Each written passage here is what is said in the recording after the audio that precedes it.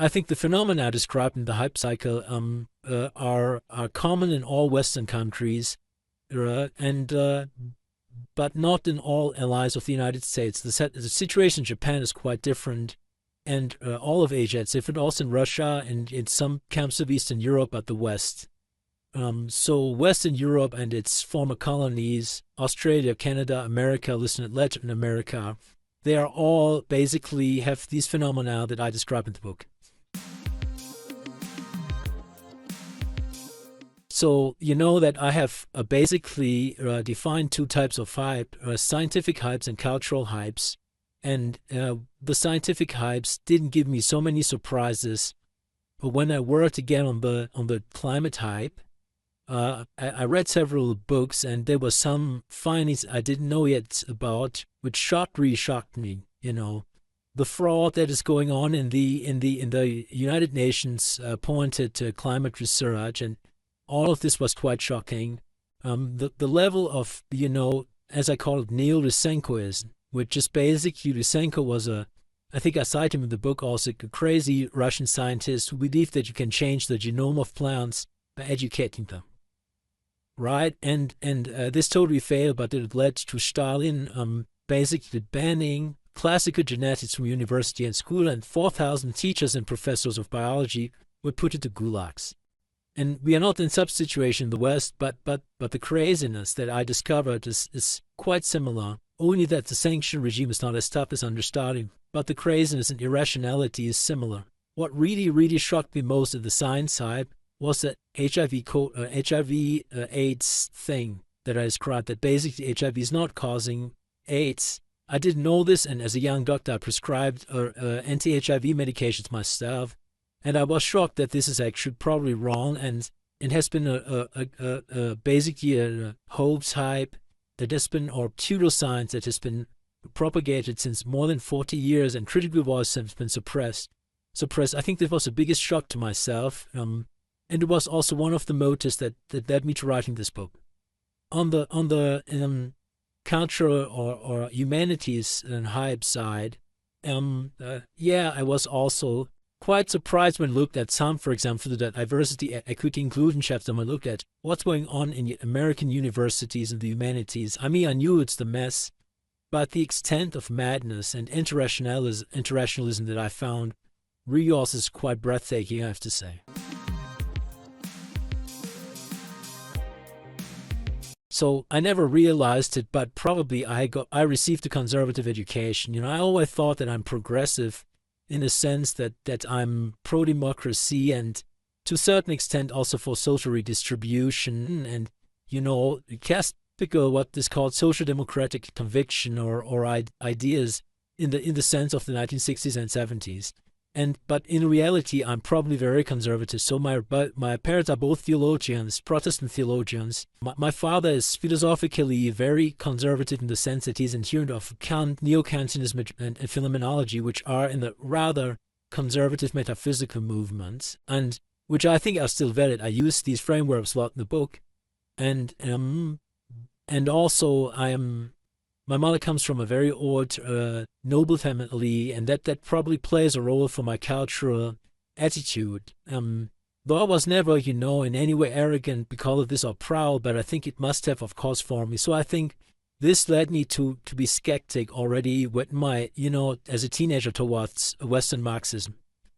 And Western Marxism has now been around since 100 years, and I think that a big part of the hype that we have today is a kind of collectivism. And I've always been skeptical because I'm an individualist and Catholic liberal as well, and I think that this background has shaped me. Also, my scientific background. So the thing closest to my heart as a scientist is, of course, truth and rationalism, and so the irrationality that we see now everywhere in our culture is so terrible. And I think that one of the big motives for me to write the book was to basically try to argue against this irrationalism and basically remind us that rationalism is what gave us the anti-technological world in which we have the technosphere that makes our lives so much easier. From local anesthesia when you go to the dentist to glasses that improve your sight, cars, trains, everything. I mean, it's all based on rationalism, on a certain view of the world, on applying mathematics.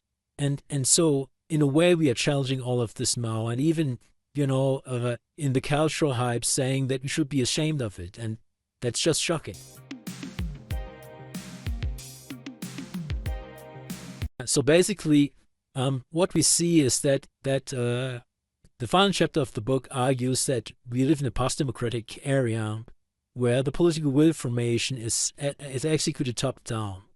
And to ensure that the population follows this pattern, different waves of hypes are basically propagated. And each of them, either by fear or also by hope, is meant to get the population to agree to the top-down politics. So, for example, in the COVID hype, it was first a big fear hype, fear of this virus that was a basically normal respiratory virus. Despite it being artificially generated in the laboratory, its properties were not so exceptional.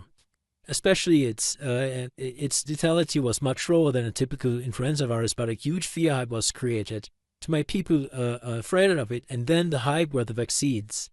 So that then basically there was a hope hype around the vaccines, and everyone wanted to get vaccinated. There was a competition who could get vaccinated first. There was a keyword of vaccination, envy, that in the newspapers, which is old now, but certain groups are envious of other groups because they can be vaccinated earlier. That was typical hope hype. So there was this typical fear-hope cycle to get people to a certain behavior. We have the same with climate change and many other hypes. And so that's why it's a cycle, because very often a hype, a negative hype is created and then a positive hype is created that is supposed to nudge or boost people into certain behaviors. With climate, it's that, we should now eat less meat and drive less with our cars, travel less because of the climate crisis. So it's always, a kind of behavioral, intent of behavioral change.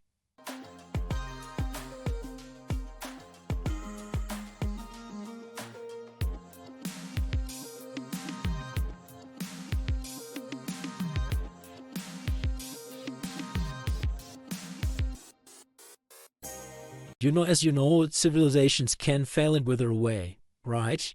And this has happened many, many times during the last big period of human existence was the agricultural phase, which lasted from probably 35,000 BC until 200 years ago was the agricultural era, where there was only agricultural production and a little bit of mining.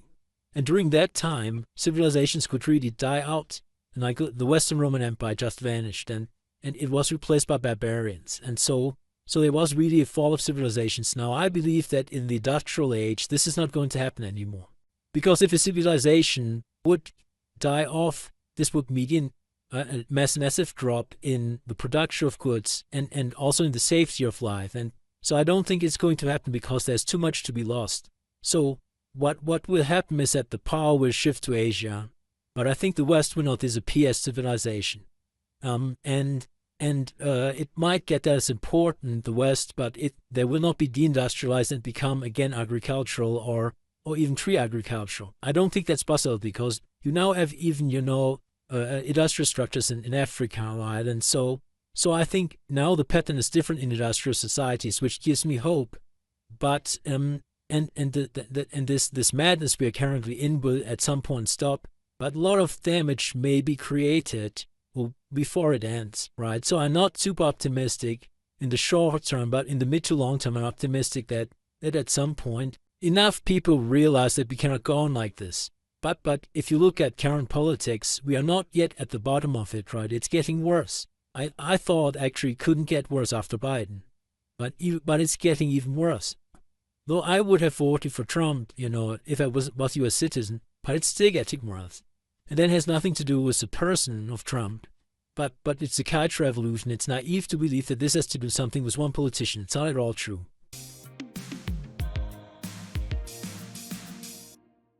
I'm writing papers regularly to basically fight against this hype and try to do what philosophers and scientists did also in the age of enlightenment, to show people the truth, to tell them to be calm, to look irrationally at the things, not to lose their minds, not to become, whipped up emotionally, to stay rational. And I don't know whether this has an effect, but I think it has maybe on some people, and it has a big effect on me because it's like a self-therapy,